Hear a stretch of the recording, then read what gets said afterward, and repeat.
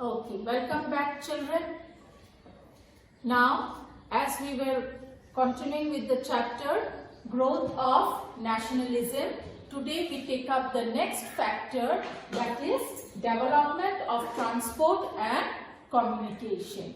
Now let me tell you, with the coming of the British, there was a rapid development in both transport, that means roadways and railways, as well as in communication system in India.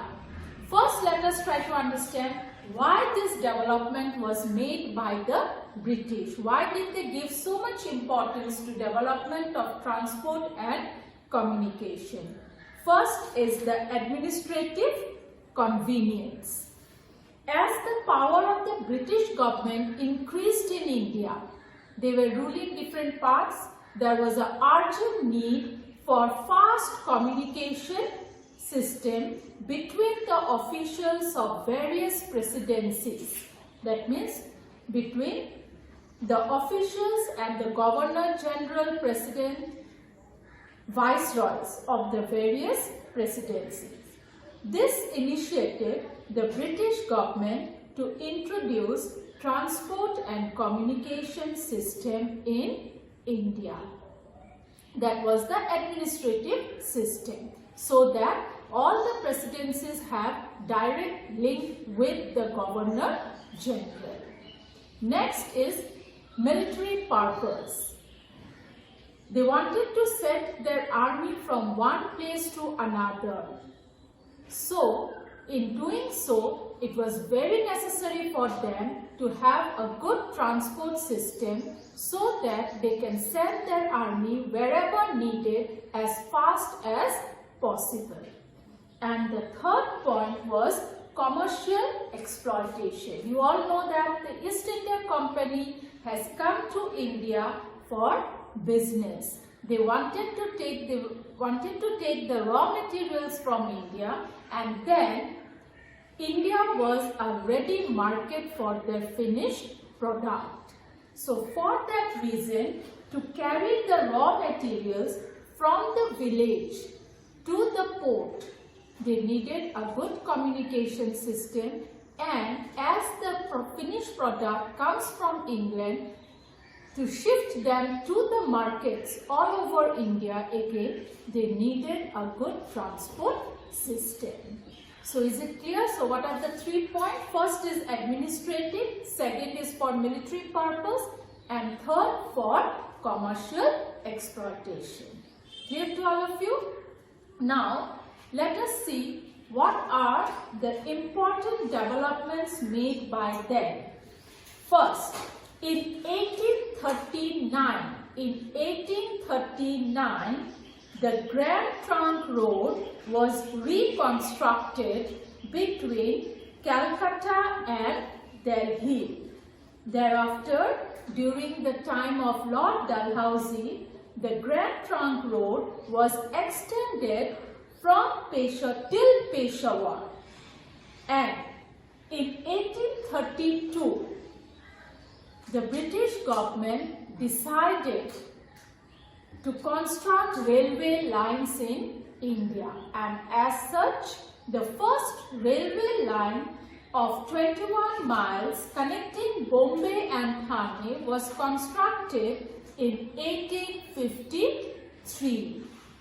Then in 1854, railway construction started in Madras. And in 1883, let me tell you again children, in 1883, railway network started in Assam, that is from Sadia to Dibrugarh. Okay, and why it was done? Because of tea plantation. Okay, now after this I was talking about the transport system.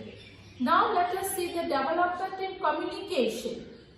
In 1839, the telegraph service was started between Calcutta and Diamond Harbour, and during the time of Lord Dalhousie again in 1851, it was brought under the control of the British government. In 1852, Dalhousie introduced the electric telegraph system in India. The first electronic telegraph line from Calcutta to Agra was opened in 1854, covering a distance of 800 miles.